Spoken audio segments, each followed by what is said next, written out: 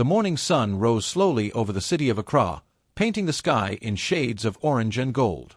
The streets were already busy with people rushing to work, school, and markets. Honking cars filled the air, along with the sound of street vendors calling out to sell bread, fruits, and water. Among the noise and movement, a shiny black SUV moved through traffic, its engine humming quietly as it stopped and started behind the long line of cars. Inside the SUV sat Madame Abina, a woman well known in the city for her successful business and proud attitude. She wore a bright yellow dress, golden earrings, and large sunglasses that covered most of her face. Her driver had taken the day off, so she decided to drive herself to her new store opening. Abina did not like being late, and she disliked traffic even more. Every time a taxi stopped too long in front of her or a motorbike crossed her lane, she sighed loudly and muttered to herself. "Why can't these drivers learn how to drive properly?" she said, tapping her fingers impatiently on the steering wheel. The air conditioner hummed softly, but she still felt her anger rising. The heat outside seemed to make everything worse. Just ahead, a small yellow taxi slowed down to pick up a passenger. The taxi looked old and dusty, its paint fading in places. Inside sat Kwame, a quiet middle-aged man with kind eyes and a calm face. He had been driving taxis for many years, working long hours to take care of his wife and children. That morning, he was tired but grateful. He had already made some money after the early rush. As the taxi pulled slightly to the side, Madame Abina tried to overtake him quickly. But at that same moment, a motorcycle sped past her from the opposite side, forcing her to swerve back into her lane. Her SUV came very close to the taxi, almost touching its side mirror. Both cars stopped suddenly, and the screech of brakes caught everyone's attention. Abina stepped out of her SUV, her face full of anger. "Are you blind?" she shouted. "Can you not see where you are going? You nearly scratched my car." Her voice echoed in the street, and several people nearby turned to watch. Some taxi drivers laughed quietly, others shook their heads. Kwame quickly stepped out too, his hands raised slightly in peace. "I'm very sorry, madam," he said softly. "It was not my intention. I only slowed down to pick a passenger." But Abina did not listen. "Sorry? Is that all you can say? Look at this car. Do you even know how much it costs? People like you should not be allowed to drive on the same road as decent people." Kwame looked at her for a moment, still calm. "Madam, I understand you are upset," he said. "But please, I did not hit your car." Abina waved her hand dismissively. "You people always have excuses. Always careless. Always causing problems for people who are trying to do something important." By now, a small crowd had gathered. Some whispered to each other, recognizing her from billboards and newspapers. "That's Madame Abina," one woman said quietly. "The rich businesswoman. She owns that big supermarket in OSU." Another man frowned and said, "She doesn't need to talk to him like that." He said sorry. Kwame felt embarrassed. He could feel everyone's eyes on him. But instead of replying angrily, he bowed his head and said again, "Madam, please forgive me. I will be more careful next time." His calmness made her even angrier. "You think being quiet will make this go away? People like you have no respect," she snapped. She looked at his old taxi, the cracked windshield, and the torn seat cover inside. "Just look at that car. Do you even make enough to fix it? No wonder you drive like a fool." Her words were sharp, cutting through the noise of the street. But Kwame did not respond. He simply nodded, went back into his taxi, and waited for her to finish yelling. When she finally stopped, he started his engine slowly. "Have a good day, madam," he said quietly before driving away. The crowd began to move again, but a few people remained, shaking their heads. One old man said, "That woman may be rich, but she has no kindness in her mouth." Another replied, "The driver handled it well. If it were someone else, there would have been a fight." Abina stood beside her car for a few seconds, breathing heavily. She looked around and noticed that some people were staring at her disapprovingly. She quickly got back into her SUV and slammed the door.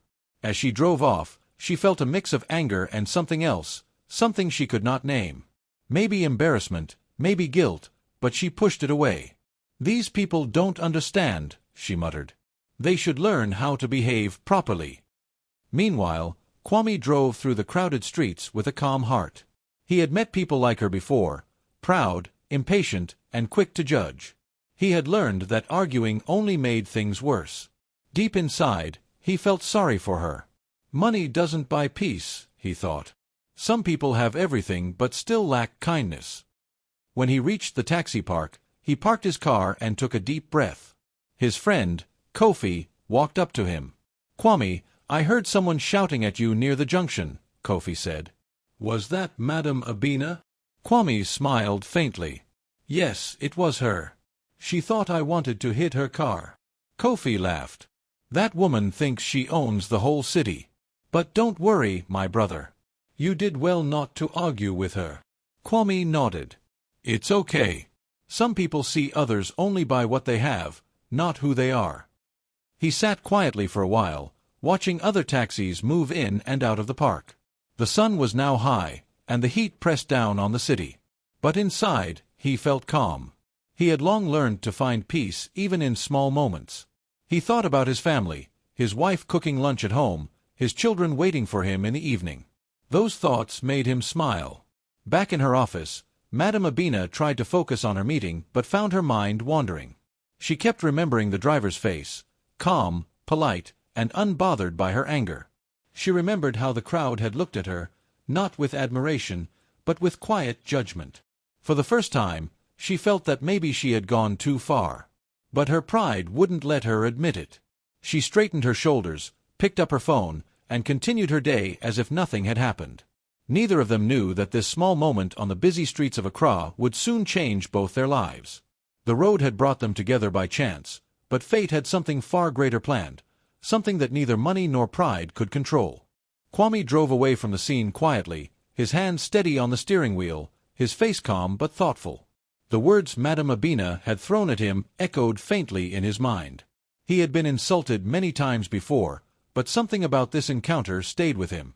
Maybe it was the way she spoke, or maybe it was how quick she was to judge him just because of what she saw, an old taxi, worn clothes, and a quiet face. As he drove through the streets of Accra, he looked around at the people going about their day, hawkers selling water, school children crossing roads, drivers arguing at a traffic light. To most people, he was just another taxi driver trying to make ends meet. But beneath that simple image was a truth that almost no one knew. Kwame Mensah was not just a driver.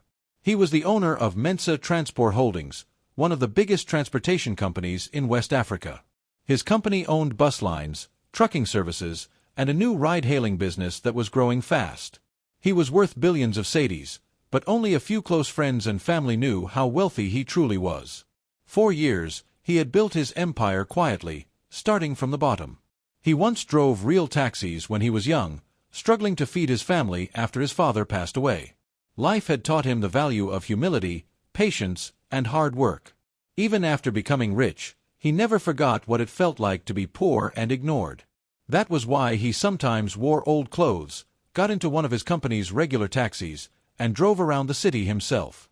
He wanted to understand what his workers faced, the long hours, the rude passengers, the broken roads, and the daily stress.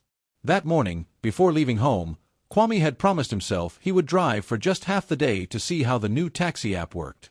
He had even used a fake name, Kwaku, so no one would recognize him. His managers thought he was away on business in Kumasi. But now, after Madame Abina's harsh words, he realized his test had taught him something more important. He parked his taxi under a tree near a food stall and took out a small notebook. In it, he wrote down ideas about how to improve driver safety and training. But his mind kept going back to Abina, her anger, her pride, her lack of patience. He didn't hate her for it. In fact, he pitied her. People like her are trapped by their own success, he thought. They have everything money can buy but forget how to be kind.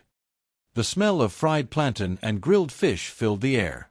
A young boy came up to his window selling sachets of water. Kwame smiled and bought two. "Thank you, uncle," the boy said with a wide grin. "You're welcome, my boy," Kwame replied warmly. He handed the boy an extra note and said, "Buy yourself lunch." The boy's eyes lit up with surprise and gratitude before running off. Moments like that made Kwame happy.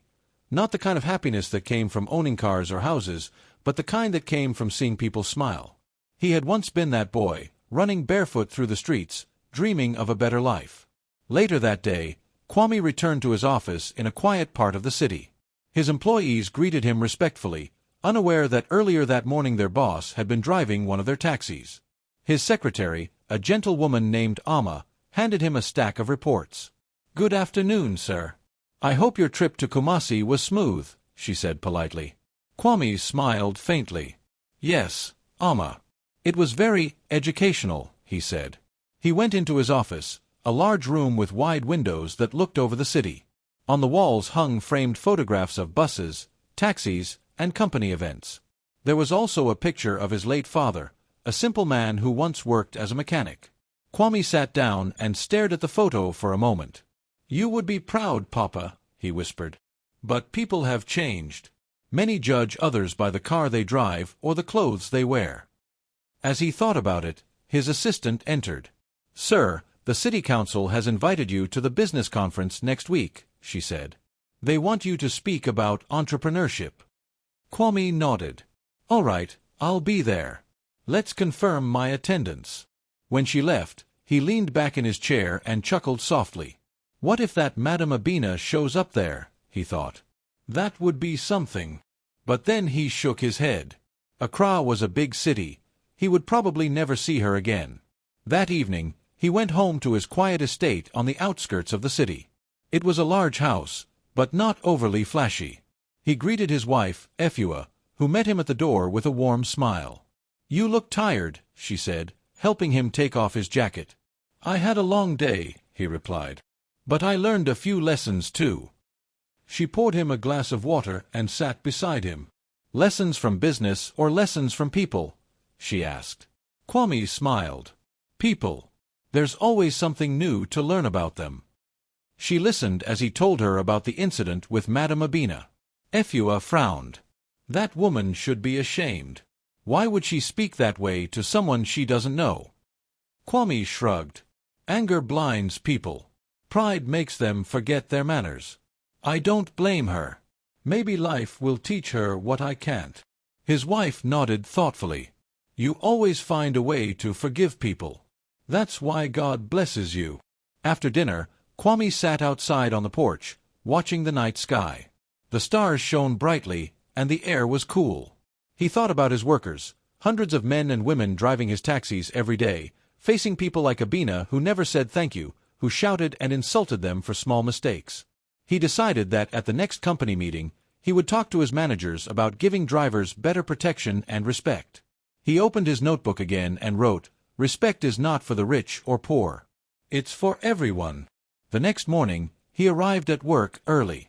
His managers gathered in the conference room as he stood before them, wearing a simple shirt and no tie. "I have a new idea," he said. "I want every manager to spend one day each month working as a driver or a conductor. I want you to see how our people live, how they are treated. You cannot lead people you do not understand." The managers exchanged surprised glances. One of them asked, "Sir, do you really think that's necessary?" Kwame smiled. "I know it is necessary. I've done it myself." That day, the office buzzed with whispers. Some thought their boss was strange. Others admired him deeply. But Kwame didn't care what they thought. He knew what he was doing.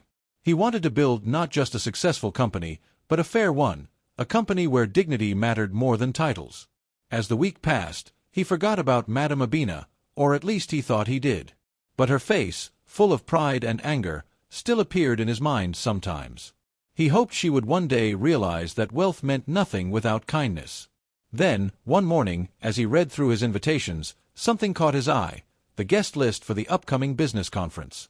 There, in bold letters, was the name Madame Abina Owusu, owner of Royal Mart Superstores. Kwame smiled quietly to himself. "Well," he said under his breath, "perhaps life is giving her another chance." He closed the file and leaned back in his chair, a soft chuckle escaping his lips. He didn't know what would happen next, but he felt certain of one thing: their paths were not finished crossing yet.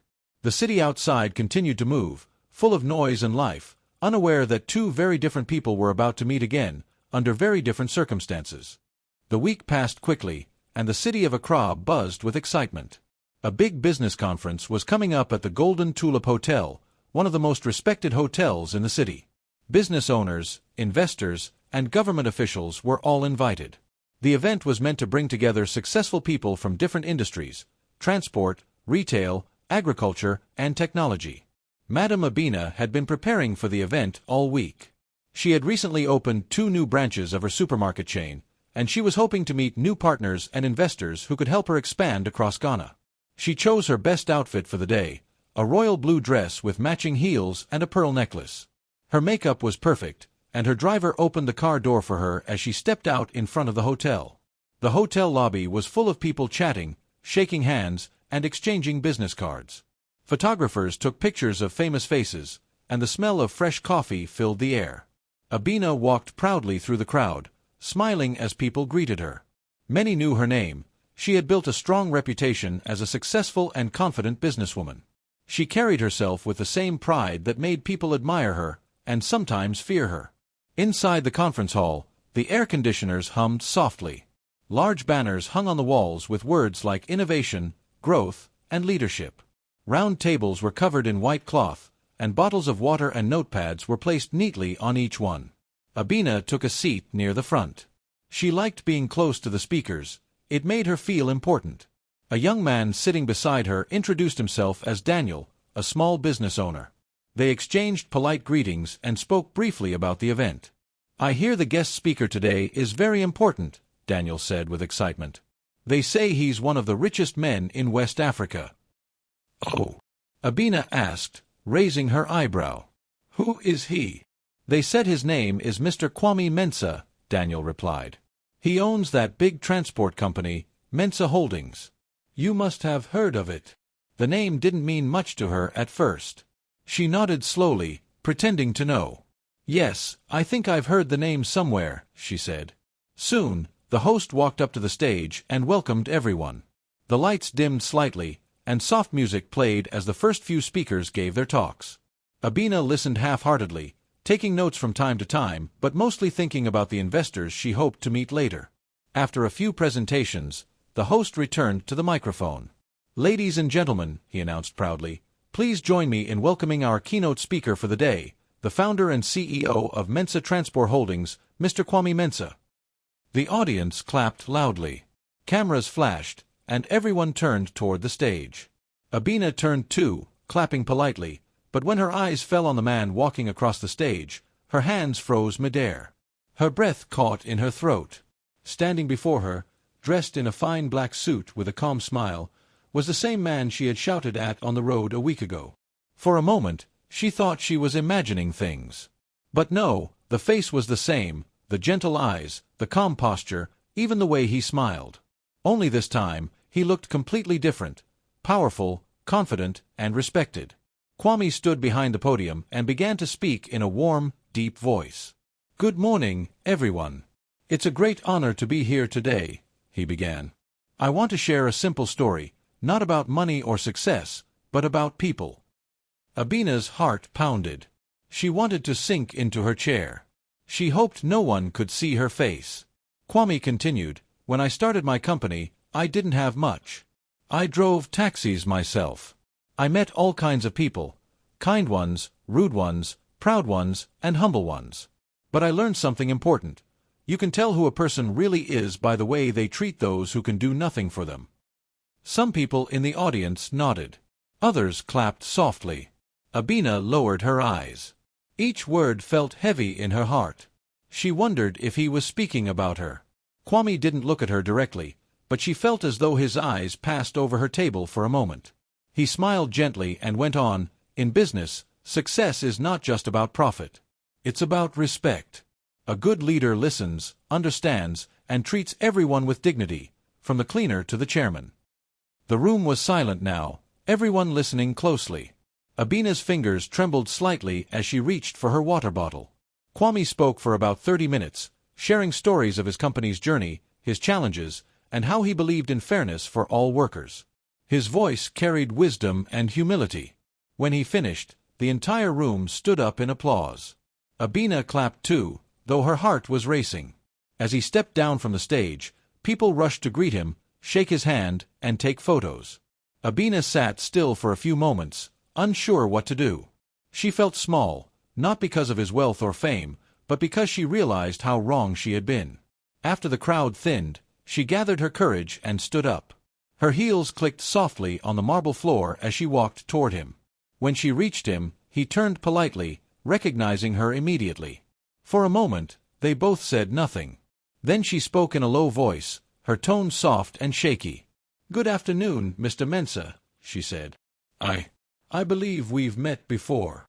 Kwame smiled kindly. "Yes, Madam Abina. I remember." Her face grew warm. "I owe you an apology," she said. "That day, I spoke terribly to you. I didn't know who you were." Kwame's smile didn't fade. "It's all right, madam," he said gently. "You don't need to apologize because of who I am. What matters is how we treat people, not who they turn out to be." His calmness surprised her. She had expected anger or sarcasm, but he showed none. Instead, he seemed genuinely at peace. "I'm deeply sorry," she said again. "I was wrong. I've been thinking about that day ever since." Kwame nodded. "We all have lessons to learn. Maybe that moment was meant to teach us both something." They stood quietly for a moment. Around them, other guests were laughing, chatting, and taking pictures. The world seemed to move fast, but time between them felt slow. The crowd in the hotel lobby was still thick after the conference ended. People were laughing, exchanging business cards, and taking photos with Kwame Mensah. His speech had moved everyone. His words were simple, but they carried power and wisdom. Many business owners talked about how humble he seemed, despite his great success. Madam Abina stood near the entrance, watching him from a distance. Her heart beat fast, and her hands felt cold. She had never been this nervous in her life. Normally, people came to her, investors, journalists, employees, but now she was the one waiting for a chance to speak. For a few moments, she considered leaving quietly. "Maybe it's better not to talk to him," she thought. "He's probably too busy to remember me." But deep inside, she knew she had to do it. She couldn't carry the guilt any longer. When the crowd around him began to thin, Abina took a deep breath and walked toward him. Kwame was speaking with a few reporters, but when he saw her approach, he turned slightly and gave a small, polite smile. "Good afternoon, Madam Abina," he said calmly. She froze for a moment. The way he said her name, not angry, not cold, surprised her. "Good afternoon, Mr. Mensah," she managed to reply. I wanted to speak with you for a moment, if you don't mind." He nodded gently. "Of course. Let's step aside." They walked to a quieter corner of the lobby. The air was cool, and the soft sound of a piano played from the hotel restaurant nearby. For a while, Abina didn't know how to start. She looked down at her hands, twisting her ring nervously. "Mr. Mensah," she said finally, her voice low, "I came here today hoping to learn something new about business. But I think I've learned something much more important, something about life." Kwame said nothing. He simply waited, his calm eyes fixed on her face. She took a slow breath and continued, "A week ago, I met you on the road. I didn't know who you were. I was angry and rude. I said things I shouldn't have said." Her voice shook slightly. "I've been thinking about it since that day. When I saw you walk onto that stage this morning, I felt ashamed." Kwame smiled gently, his expression soft. "You don't need to be ashamed, Madam Abina," he said quietly. "We all make mistakes. What matters is what we learn from them." Abina looked up at him, surprised by his kindness. "You're not angry?" she asked. He shook his head. "No, I'm not. Anger is heavy. I don't like to carry it. Besides, your words that day reminded me why I do what I do. There are still people who need to understand the value of respect." She nodded slowly, her throat tightening. "I'm truly sorry," she said. "I judged you without knowing who you were. I let my pride speak louder than my heart." Kwame smiled again, the same calm, humble smile that had impressed the whole conference. "Titles don't make us better," he said softly. "Respect does." Those words stayed with her. They were simple, but they cut deep. She thought about all the times she had looked down on people. Her drivers, her cleaners, even some of her workers who made small mistakes. For the first time, she realized how cold she must have seemed. "I don't know how to thank you," she said after a moment. "You could have embarrassed me today in front of everyone. You could have told them what I did. But you didn't." Kwame laughed softly. "And what good would that do? I gain nothing by shaming you. Maybe this meeting was meant to happen. Maybe it was a reminder for both of us." Abina smiled weakly. "You're a good man, Mr. Mensah. Truly." He waved his hand lightly. "I try to be fair, that's all." Then he paused for a moment, as if thinking. "Actually," he said, "there's something you might help me with." She looked at him curiously. "Help you?" "Yes," he said. "My company has been working on a project to support local drivers, especially those who struggle with repairs, fuel, and unfair treatment. We want to create a small fund and training program for them, but we need partners who can help manage the logistics. Someone with business experience. Someone like you." Abina blinked, surprised. "You'd want me to work with you after what happened?" "Why not?" he asked with a smile. "We learn from our mistakes. And sometimes, partnerships start from unexpected moments. You understand both sides, the business world and, now, the value of humility." For a moment, she was speechless. No one had ever treated her like this, not after she had wronged them. "I would be honored," she finally said. "I want to be part of it." Kwame nodded. "Good.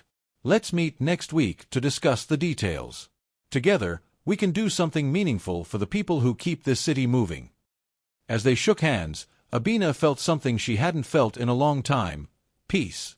Not the peace that came from success or money, but the kind that came from forgiveness and understanding. The two of them stood there for a moment, smiling at each other. Around them, the noise of the lobby continued: laughter, footsteps, and the faint clinking of glasses. But in that small corner, time felt still. "Thank you for giving me a chance," Abina said softly. Kwame nodded. "Everyone deserves a second chance. Sometimes life brings people together not by accident, but by purpose." After they spoke, Abina left the hotel feeling lighter than she had in years.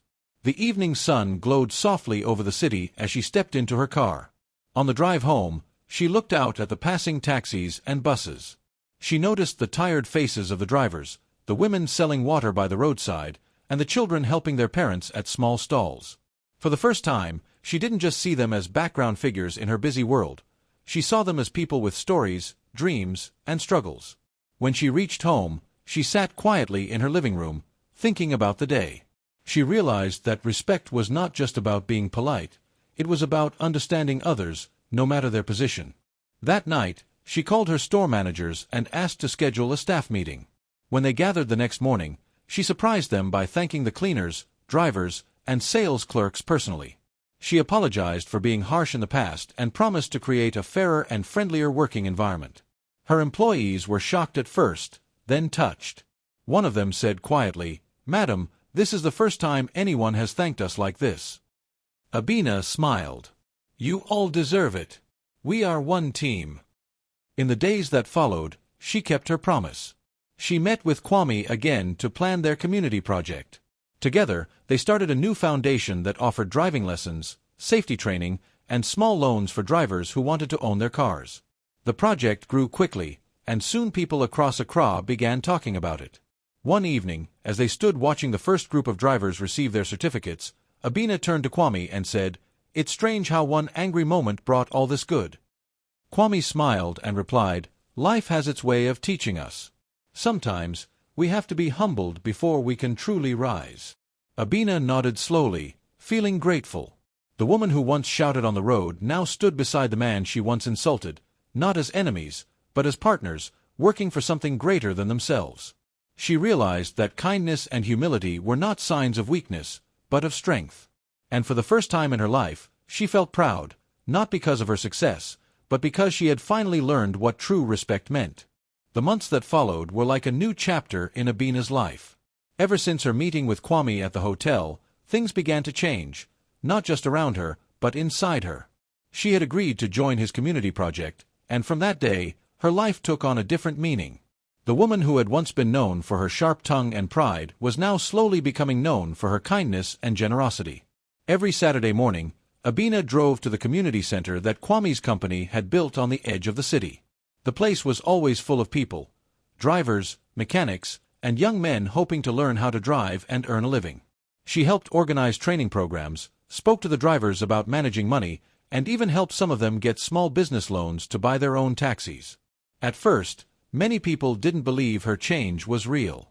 They whispered among themselves, "That's Madame Abina, the rich woman who once shouted at a driver? She's working here now." But as the days went by, they saw her humility. She didn't act like a boss. She greeted everyone warmly, shared food with them, and listened to their problems. One morning, while walking through the training yard, Abina saw a young driver struggling to reverse the car. Instead of scolding him like she once might have, she smiled and said, "Take your time, my son. Nobody learns everything in one day." The boy smiled nervously and tried again. When he succeeded, she clapped for him and said, "Well done. You'll get better every day." Moments like that became common for her. Each day, she felt more connected to the people she once ignored. She began to realize that life wasn't about how much she owned, but about how much she could give. Kwame often watched her from a distance during these training days. He admired her growth. "She has truly changed," he would think to himself. Sometimes they worked side by side, planning new projects, and other times they visited rural areas together to meet struggling drivers. Their partnership became one of mutual respect, built not on wealth or titles, but on shared purpose. One afternoon, after a long meeting, they sat together in the garden behind the community center. The sun was setting, painting the sky orange and gold. The sound of laughter and car engines came from nearby. "You've done very well, Madame Abina," Kwame said with a gentle smile. "I can see the change in you. The drivers love you now." She laughed softly. "I think I've learned more from them than they have from me. Working here opened my eyes, Kwame. For so long, I lived in my own small world, just me, my shops, and my money. I thought success meant being above everyone. But now I see it's the other way around. Real success is when you lift others." Kwame nodded slowly. "You're right. Life is a classroom, and every day is a lesson." They sat quietly for a moment, listening to the wind rustling through the trees. Abina looked around and felt a deep sense of peace. It was the same city, the same streets, but it all felt different now. She had changed, and the world around her seemed to change with her. Soon, the foundation began to expand. With Abina's business knowledge and Kwame's experience, they opened 2 new centers in Kumasi and Takoradi. News stations started covering their story, calling it the Drive of Hope. Many people praised their work, saying it gave hope to hundreds of families. Abina didn't seek attention anymore. Whenever reporters asked to interview her, she spoke only about the team and the drivers. "This is not about me," she would say. "It's about every hard-working man and woman who keeps this country moving." At home, her staff also noticed the change. She no longer shouted at her maids or drivers. Instead, she thanked them each day and even joined them sometimes in small conversations about their families. The same woman who once couldn't stand delays now waited patiently when things didn't go as planned. Her driver, a quiet man named Joseph, once told her, "Madam, you're different these days.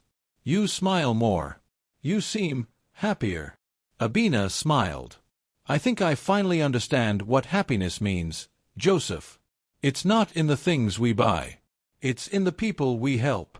One weekend, the foundation hosted a large event to celebrate its first anniversary. The place was decorated with balloons and colorful banners. Drivers came with their families, children ran around with excitement, and local musicians played cheerful songs. Kwame gave a short speech, thanking everyone for their hard work. Then he turned to Abina and said, "There's one person here who deserves special thanks, someone who reminds us that it's never too late to change." Abina felt her face grow warm as people clapped. She stood up and took the microphone. Her voice trembled slightly as she spoke. "A year ago, I was not the woman you see today," she began. "I was proud, impatient, and blind to the struggles of others. I thought money made me important. But life showed me that respect and kindness are far more valuable. I am grateful to Mr. Mensa for teaching me that lesson, not with words, but with forgiveness." The crowd applauded again, and some people wiped tears from their eyes. Kwame smiled proudly from his seat. After the event, Abina walked among the guests, shaking hands and sharing laughter. The same people who once feared her now admired her. The drivers called her Auntie Abina, and some even brought her small gifts of fruit and bread. She accepted them with joy, her heart full of gratitude. Later that evening, as the event ended, she stood alone for a moment watching the sunset. The orange light reflected off the cars parked neatly in the yard, the same kind of cars she once looked down upon. She smiled to herself and whispered, "Who would have thought that the road I once shouted on would lead me here?" Kwame joined her quietly, his hands in his pockets. "It's funny how life works, isn't it?" he said. She nodded. "It is. That day on the road, it felt like a mistake. But now, I see it was a blessing." He chuckled. Sometimes, blessings come disguised as anger. They both laughed softly. In the months that followed, Abina continued to grow as a person.